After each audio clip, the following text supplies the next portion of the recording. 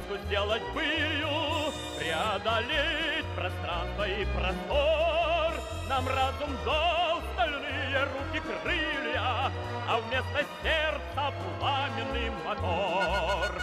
Все выше, выше и выше стремим мы полет наш гид, и в каждом пропеллере дышит спокойствие наших границ. Бросая ввысь свой аппарат послушный или творя невиданный полет, мы сознаем, как крепнет флот воздушный, наш первый в мире пролетарский флот.